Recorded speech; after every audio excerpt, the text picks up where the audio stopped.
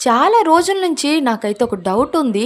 రోజు మార్నింగ్ మా ఇంటి దగ్గర కాకుల డిస్కషన్ ఏంటో కానీ అస్సలు అర్థం కావడం లేదు. ఇవెందుకు ఇలా మీటింగ్ పెడుతున్నాయో మీకైనా తెలిస్తే కామెంట్స్ లో తప్పకుండా చెప్పేయండి. ఇక మా వారితో కలిసి మా చిన్నమ్మకి స్కూల్ డ్రెస్ కొనడానికి వెళ్తున్నాం. ఈ 9th నుంచే తను కూడా ర్యాట్ రేస్ లో భాగమైపోతుంది. నేనేం చేయగలను చెప్పండి? ఎడ్యుకేషన్, జాబ్, మ్యారేజ్ ఇదంతా మన సిస్టమే కదా మరి.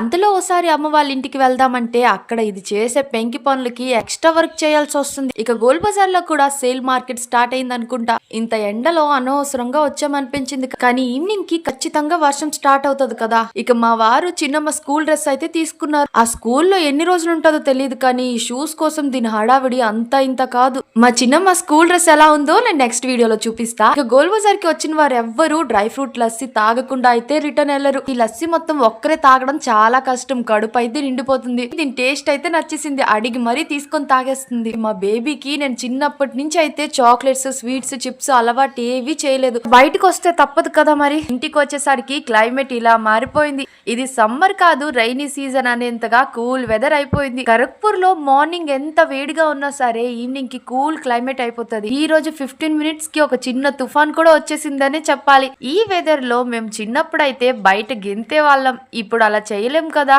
ఎంతైనా ఆ ఏజ్ మళ్ళీ తిరిగి అయితే రాదు. పోనీలే, అయిందేదో అయింది. ఈ వెదర్ లో వేడివేడి టీతో అయినా సాటిస్ఫై అయిపోతా. మళ్ళీ కలుద్దాం. Bye bye.